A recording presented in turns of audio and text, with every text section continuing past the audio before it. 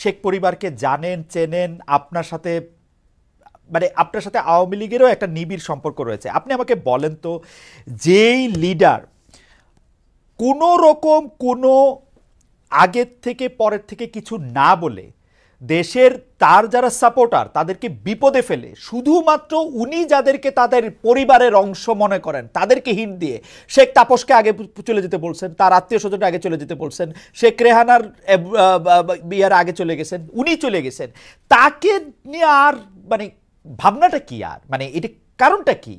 আমার তো মনে হয় আওয়ামী লীগের থেকে দাবি তোলা উচিত শেখ হাসিনার শাস্তির ব্যাপারে। আপনি এটাতে কিভাবে দেখেন? মানে এটা কিরকম? এটা একটু উল্টা কথা হইতেছে না যে আপনি তাকে নিয়ে স্বপ্ন দেখতেছে আওয়ামী লীগের লোকজন? তিনি তো সব জানতেন। আপনার মনে আছে, কালো কাপড়, কালো শাড়ি পরে তিনি বোধহয় জুলাই মাসের 20 না 21 রাইট। তারিখে একটা বক্তৃতা করলেন। হ্যাঁ, আমি সেদিনই ধরে নিয়েছি। আর আরো একটা কথা বলি, পাকিস্তানে বলুন আর বাংলাদেশে বলুন, যতবার জরুরি আইন জারি হয়েছে তখনই দেখা গেছে সরকারের পতন হয়েছে। ওকে, আপনি হিসাব করে দেখেন, ওকে, 69-এর গণ আন্দোলনে যেদিন জরুরি আইন জারি হয়েছে তার 15 দিনের মধ্যে আইয়ুবের পতন হয়েছে। জিয়া নিহত হয়ে সম্মানের সঙ্গে গেছেন। এরশাদ জরুরি আইনের 21 দিন পরে তিনি ক্ষমতাচ্যুত হয়েছেন। খালেদা জিয়া জরুরি আইন ঘোষণার কয়দিন পরে গেছেন আমার খেয়াল নাই। তো উনি 20 জুলাই জরুরি আইন জারি করেছেন, 5ই আগস্ট চলে গিয়েছে। ওকে, ওকে। ইয়া লতিফ ভাই, আমি আমি আমি আমি আপনাকে অন্য প্রশ্ন আমার কিউ করা আছে, কিন্তু দর্শকদের একটা প্রশ্ন আপনাকে একটু যদি একটু আপনি জবাব দেন, সেটা হলো যে আপনি আওয়ামী লীগের ভবিষ্যৎ কি দেখেন? খুব সংক্ষেপে যদি একটু বলেন, যে একটা আওয়ামী লীগের ভবিষ্যৎ কি আসলে? এ ব্যাপারে আমার স্পষ্ট অভিমত।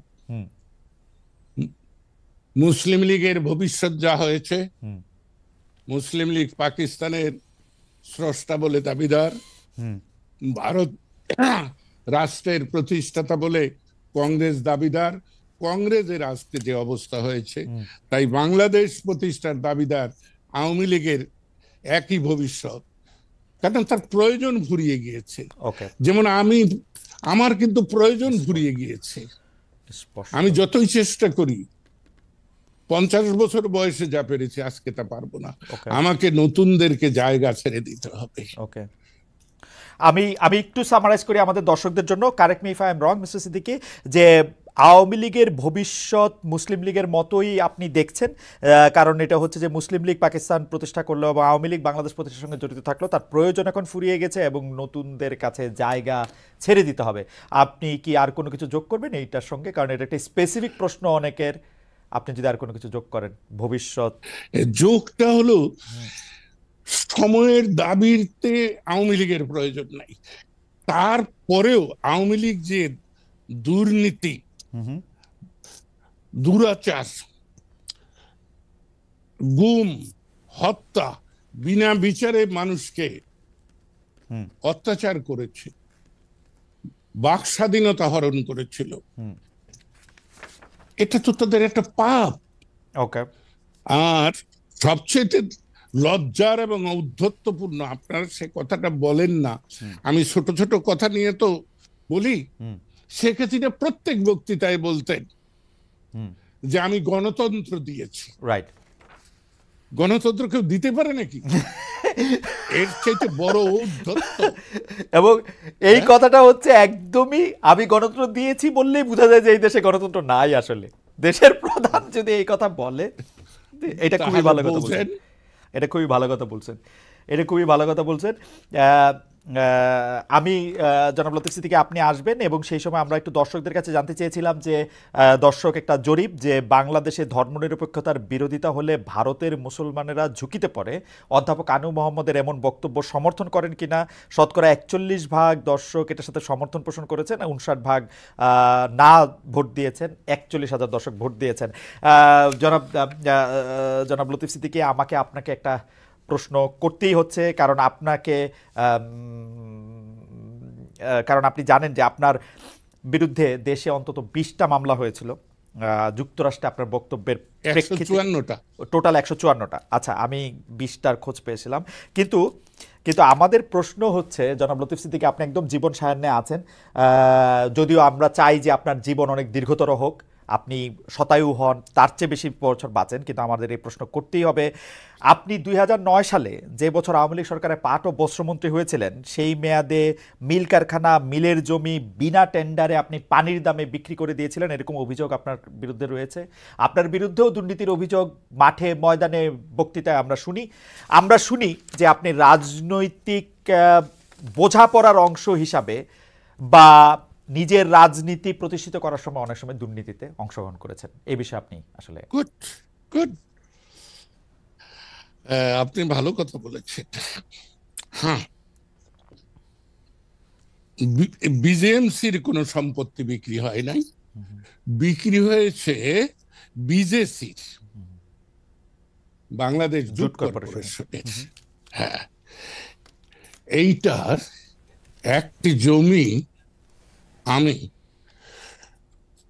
58 সাল থেকে আমার এক বন্ধু যে স্বাধীনতা যুদ্ধে আমার সঙ্গে সহযোগিতা করেছে, পরবর্তী জীবনেও করেছে, তার বিধবা স্ত্রীকে দেওয়ার জন্য আমি সরাসরি লিখে দিয়েছি এই কথা যে আমি এদেশে যে টেন্ডার হচ্ছে এই টেন্ডার স্বচ্ছ হয় বলে বিবেচনা করি না, কিন্তু আমি কোনো হস্তক্ষেপ কোনোদিন করিনি। কিন্তু এই আবেদনকারীকে এই ভূমিখণ্ডটি টেন্ডার ছাড়া দেওয়া যেতে পারে, তবে জেলা প্রশাসক এইটার মূল্য নির্ধারণ করবেন। মূল্য নির্ধারণের পরে আর উপরে 5% যুক্ত করে আবেদনকারীকে দেওয়া হোক। আপনি এটাকে একটা ভালো, আপনি কি এটাকে একটা ভালো প্রেসিডেন্স মনে করেন? স্বজনপ্রীতি কেউ স্বীকার করে না, আমি 100% স্বীকার করি যে আমার মন্ত্রিত্বের আমলে এই একটাই আমি স্বজনপ্রীতি করেছি, এবং আমার জন্য এটা যৌক্তিক।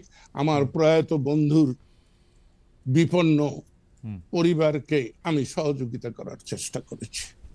ওকে, আমি যদি একটু রাজনৈতিক প্রশ্নে আসি, 2015 সালের পর থেকে আমরা রাজনীতিতে আপনাকে সেভাবে পাইনি। এমনকি আপনি মাঠে ময়দানে বক্তৃতা, অনেক মানুষ আপনার বাসার সামনে এসে বসে থাকলেও আপনি আসলে সেইভাবে রাজনৈতিক আলোচনার মধ্যে আপনি অংশগ্রহণ করেন নাই। কিন্তু 2024 সালের নির্বাচনে আপনি অংশগ্রহণ করেছেন, যেইটাকে আমরা বলতে পারি আওয়ামী আর ডামির নির্বাচন, যেটা মানে শেখ হাসিনা যেটাকে বলেছিলেন যে আমরাই কিছু ডামি প্রার্থী দিব, নৌকার প্রার্থীকে হারিয়ে। আমি তো আপনার প্রথমেই তো আমি এই কথাটা বলেছি যে উনি আমাকে জোর করে রেখে দিয়েছেন, আমি নির্বাচনে গিয়েছি, যেতে বাধ্য হয়েছি। 2024-এ আপনাকে জেল দেওয়ার পরও আপনাকে জেল দেওয়ার পরও আপনার উপর তার জোর খাটলো? না না, 13-র কথা বলছি না, আমি 24-এর কথা বলতেছি। আমি 24-এ আসছি। ও 24-এ এই আমি এলাকায় যে জিজ্ঞেস করেন, জনগণ, হাজার হাজার জনগণ আমাকে জোর করে নিয়ে গিয়েছে। 150টি বাস বোঝাই করে লোক এসে আমাকে নিয়ে গিয়েছে। এইটা কি বাংলাদেশের রাজনীতিতে আমরা বিশ্বাস করতে পারবো? হ্যাঁ, আব্দুল লতিফ সিদ্দিকী ইনশাআল্লাহ আল্লাহর নামে শপথ করে বলতে পারে এটাই আব্দুল লতিফ সিদ্দিকী। ওকে, এই ব্যাপারটাতে কি জনাব কাদের সিদ্দিকী কোনো প্রভাব বিস্তার করছিলেন যাতে আপনি ইলেকশনে আসেন? অবশ্যই। দীর্ঘদিন কাদের সিদ্দিকীর সঙ্গে আমার মতদ্বৈততা থাকার পরও কাদের সিদ্দিকী আমাকে বলেছে যে আপনার জনগণের কাছে যাওয়া উচিত, আওয়ামী লীগ আপনাকে যে অসম্মানিত করেছে সে প্রতিকার হতে পারে জনগণ যখন আপনাকে সম্মানিত করবে।